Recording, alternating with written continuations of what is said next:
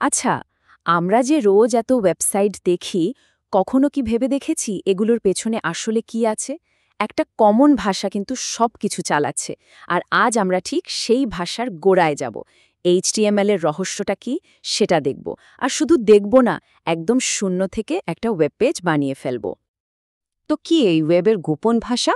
না না, কোনো রকেট সায়েন্স না। এর নাম হলো HTML। আর আজকের এই আলোচনায় আমরা এর আগাগোড়া সবকিছু জেনে নেব। আমরা কি দেখব? প্রথমে বুঝব HTML জিনিসটা কি, তারপর এর ট্যাগগুলো কিভাবে কাজ করে সেটা জানব, আর সবশেষে সবচেয়ে মজার পার্ট, আমরা একসাথে আমাদের প্রথম ওয়েব পেজটা বানিয়ে ফেলব।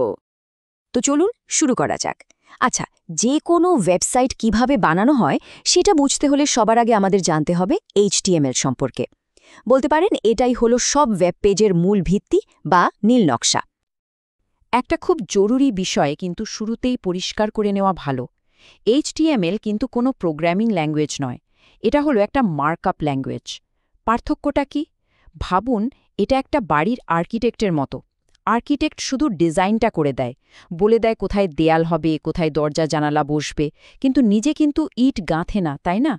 মানে HTML কোনো জটিল লজিক বা সিদ্ধান্ত নিতে পারে না, শুধু স্ট্রাকচারটা তৈরি করে দেয়। আর HTML এর সবচেয়ে বড় সুবিধা কি জানেন? এর সরলতা। আমাদের কম্পিউটার উইন্ডোজ হোক, ম্যাক হোক বা লিনাক্স, কিচ্ছু যায় আসে না। এটা সব জায়গায় কাজ করে। ওয়েব দুনিয়ায় পা রাখার জন্য আপনার শুধু দুটো জিনিস লাগবে: একটা সাধারণ টেক্সট এডিটর, মানে নোটপ্যাডের মতো কিছু একটা, আর একটা ওয়েব ব্রাউজার। ব্যাস। আচ্ছা, তো ব্রাউজারকে এই যে নির্দেশগুলো দেওয়া হয়, মানে কোথায় কি দেখাতে হবে, সেটা কিভাবে বলা হয়? এর উত্তর হলো ট্যাগ। এই ট্যাগগুলোই হলো HTML এর একদম কোর বা বিল্ডিং ব্লক। এর গঠনটাও কিন্তু একদম সোজা। যে কোনো শব্দ বা কিওয়ার্ডকে যদি আমরা এই অ্যাঙ্গেল ব্র্যাকেটের ভেতরে রাখি, মানে লেস দ্যান আর গ্রেটার দ্যান সাইনের মধ্যে, তাহলেই ওটা একটা ট্যাগ হয়ে যায়। যেমন ধরুন, HTML ট্যাগটা দেখলেই ব্রাউজার বুঝে যায় যে হ্যাঁ, একটা HTML ডকুমেন্ট এখন শুরু হবে। এই ট্যাগগুলো আবার মূলত দুই রকম হয়। একটা হলো কন্টেইনার ট্যাগ। এর একটা শুরু আছে, আবার একটা শেষও আছে, আর মাঝখানে কন্টেন্ট থাকে। অনেকটা একটা বাক্সের মতো, যার ভেতরে কিছু রাখা যায়। আরেকটা হলো এমটি ট্যাগ। এর শুধু শুরু আছে, শেষ নেই। এটা একাই একটা কাজ করে দেয়। যেমন BR ট্যাগ। এটা দিলে ডকুমেন্টে একটা নতুন লাইন শুরু হয়। তো আমরা ট্যাগ সম্পর্কে তো জানলাম, এখন চলুন দেখি এই ট্যাগগুলো একসাথে মিলে কিভাবে একটা ওয়েব পেজের পুরো কঙ্কালটা তৈরি করে। আর সবচেয়ে মজার ব্যাপার কি জানেন? ফেসবুকের মতো বিশাল ওয়েবসাইট হোক বা আমাদের বানানো ছোট্ট পেজ, মূল কাঠামোটা কিন্তু সবার জন্য একই। এই ছবিটা দেখুন, কি দারুণ একটা তুলনা। ঠিক আমাদের যেমন একটা মাথা আর একটা শরীর আছে, প্রত্যেকটা HTML ডকুমেন্টেরও ঠিক তেমনই একটা হেড, মানে HEAD, আর একটা বডি, মানে BODY অংশ থাকে।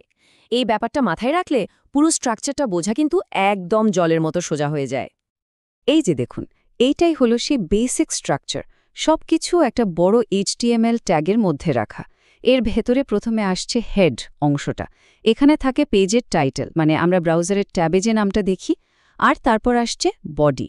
এর ভেতরেই থাকে আসল কন্টেন্ট, মানে ছবি, লেখা, যা কিছু আমরা ওয়েব পেজে দেখতে পাই সব কিছু। অনেক তো থিওরি নিয়ে কথা হলো, তাই না? এবার চলুন আসল মজা শুরু করি। এখন আমরা একসাথে আমাদের নিজেদের প্রথম ওয়েব পেজটা বানাবো। এতক্ষণ যা যা শিখলাম সবগুলোকে এবার কাজে লাগানোর সময়। প্রসেসটা কিন্তু খুবই সহজ। মাত্র 4টা স্টেপ। একটা টেক্সট এডিটর ওপেন করব, সেখানে আমাদের কোডটা লিখব, ফাইলটা ঠিকঠাকভাবে সেভ করব, আর ফাইনালি ওটাকে ব্রাউজারে খুলে দেখব। কি সোজা না? তো এই যে দেখুন, আমরা সেই বেসিক স্ট্রাকচারটাই লিখছি। হেডের ভেতরে একটা টাইটেল দিয়ে দিলাম, আর বডির মধ্যে একটা ছোট্ট মেসেজ।